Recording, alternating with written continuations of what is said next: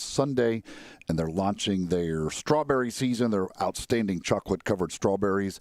They'll have those available beginning on Thursday of this week, and you just can't beat those fresh strawberries dipped in that fantastic Dinstall's chocolate. And today, so even though we can't be there, we're doing a little virtual remote. So we are going to be giving away some prizes. One prize each hour from the folks over at Dinstall's. We got a couple of 1-pound box of the chocolate-covered strawberries that we're going to give away.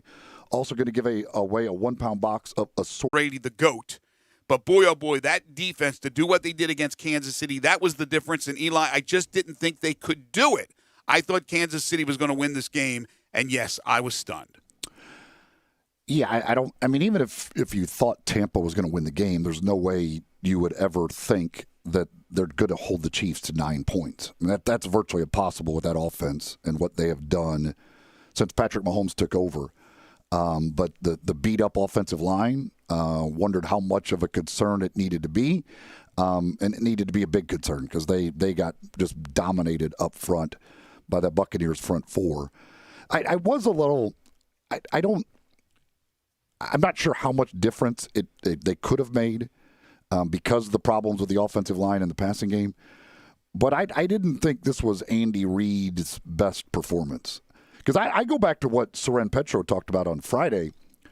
You know, if they're going to play the two deep safeties, just run the ball. Just accept the fact that, hey, that we'll make them have to try and bring guys up so they can't just put all of these guys back in coverage. And they never really did. They never really tried to run them. I mean, Clyde Edwards-Helaire got 9 carries, and he had 64 yards. Like, they ran the ball pretty good when they ran it, but they just immediately just came out passing, and never really tried to do anything in the running game to see if they could maybe make them bring those safeties up. And then once it got to the big lead, and you kind of took the run out of the equation, and you really let those guys pin their ears back and come after Mahomes. That poor dude, I felt terrible. He was running around. He ran like 1,000,000 yards in the game just to try and avoid tacklers to get throws off. It was crazy watching him scramble around and then throw balls while falling to the ground and everything else. It was unbelievable how much they were after him. Well, for those who follow me on Twitter, I tweeted out very early in that game, I know it's not in their DNA to run the ball that much, but I completely agreed with Soren Petro when he joined us about running the ball, establishing the run, and they did not do it at all. And then finally, yes, you're right, Clyde Edwards-Helaire later in the game picked up some yardage when this game was pretty much out of reach. I don't understand what they were doing. He had 4 carries in the first half. 4. I don't understand why you're not giving him more carries early on, especially when you see the way they were playing defensively. I thought for sure they would run the ball more than that. No, I thought they were going to give him some carries, Williams some carries, mix it up early. That's why I went with the over 29 yards rushing for both those guys in a parlay. And Edwards-Helaire got it easily in the end, but Williams wasn't on the field, basically. And when he was lined up in a 5-wide set. So they put a lot of pressure on Mahomes to do his magic. And for him to be able to do the Houdini act, just to be able to get the passes off, was pretty sensational, and it shows you how good that guy is. This one wasn't on him. He was under constant pressure.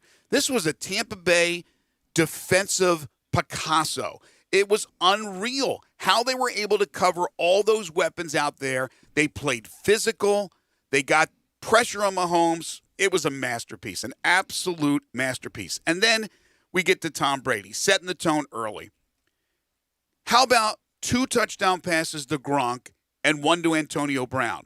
All 3 of those guys at one time were members of the Patriots last season. Of course, Brown not the entire year, but Gronk and Brady were. And you have them connecting for 3 touchdowns in this game. And then Leonard Fournette, who was on the heap scrap, picked up after being released by Jacksonville. He has the touchdown run. He looked awesome.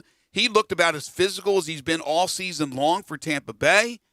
And it was a dud. It was a sleeper of a game. Let's be honest. If you're comparing Super Bowls, this one had no intrigue, no drama. It was all Tampa Bay. And give credit to the Bucs to go on the road 3 times in the playoffs, win all 3 of those games. And then, of course, they got the luxury of playing at home at Raymond James Stadium, first time in the history of the Super Bowl. And I'm not sure how much of an advantage it was. It wasn't like it was 60,000